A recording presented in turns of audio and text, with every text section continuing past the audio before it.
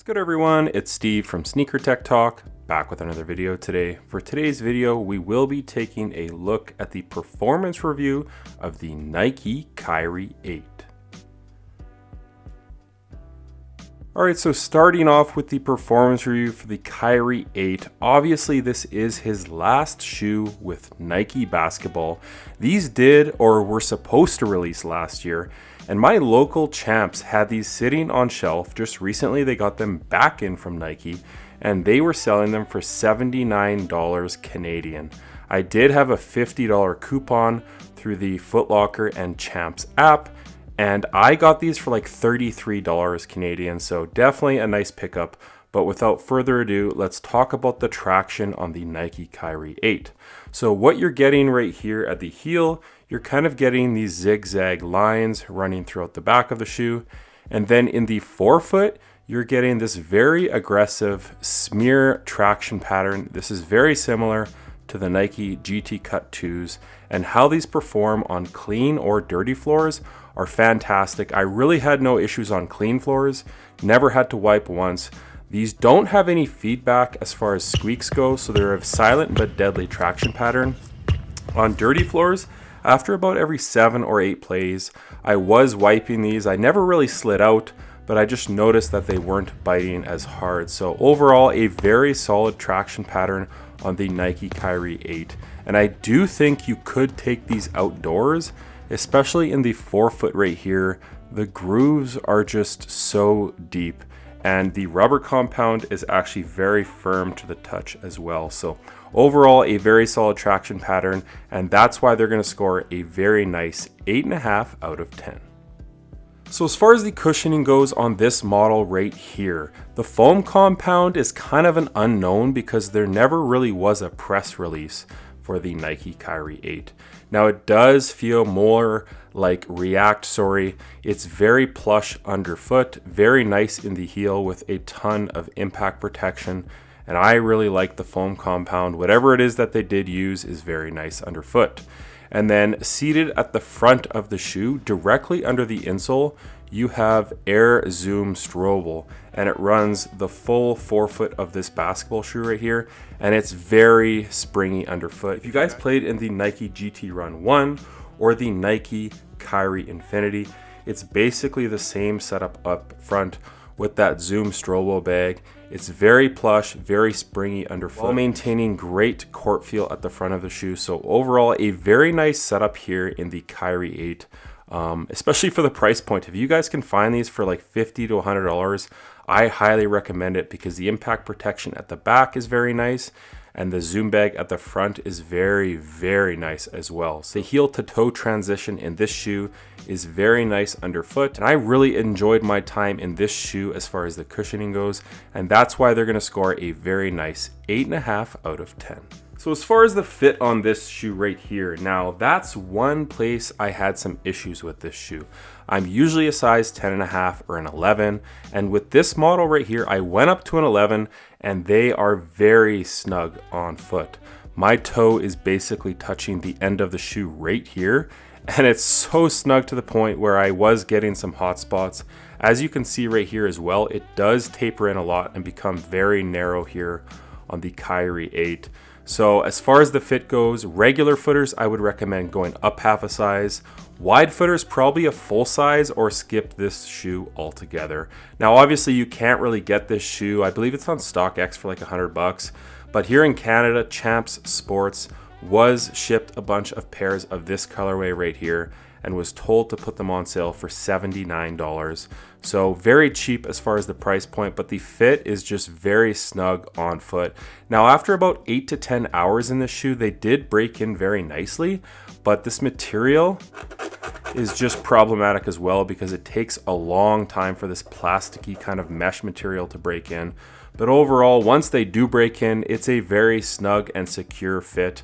But again, I would just recommend going up that half a size here because for me, there is no way I could have worn a size 10.5 in this basketball shoe. But as far as the fit goes, I'm going to give them a 7.5 out of 10. They would have scored a little bit higher if the break-in period wasn't so painful. But overall, once they break in, they are a very nice fitting basketball shoe. Now the part I like least about this shoe right here is the materials on the Nike Kyrie 8. So what you're getting here at the back of the shoe is kind of like a screen mesh material. You have kind of like this plastic see-through material right here on the lateral and on the medial side, as well on the tongue where you can see that Kyrie Irving logo through it. And then the rest of the material on this upper is very plasticky to the touch, and the way it fits and conforms to your foot is just not very nice at all. And I just think this is a very cheap setup, something that should be on like a sub $100 basketball shoe.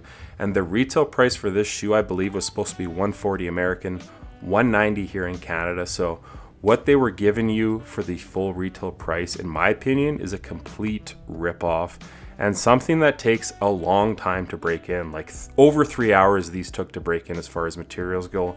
The materials on the tongue, you have some mesh material as well, and just overall really nothing special. And this material is really not breathable at all. It really contains all the heat within inside the shoe and doesn't let any of it out, because this material, as you can see, there is no perforations at all throughout it. So overall, as far as the materials go, nothing that I liked at all on foot, but I do think if you brought these outdoors, they would hold up very nicely. But as far as the materials go, I'm gonna give these a 5 out of 10.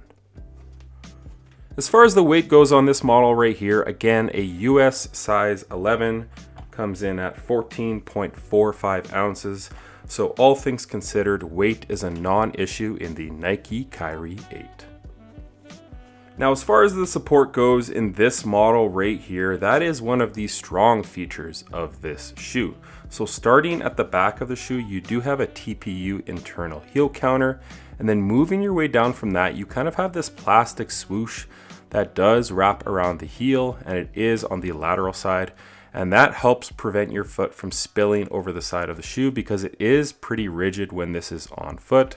Your foot is actually seated, housed within this midsole ever so slightly, and this rubber portion that does wrap up the side. So that does kind of act as a sidewall, coupled with this material being very firm and rigid on foot. All of those things help aid your foot from preventing your foot from spilling over the side of the shoe.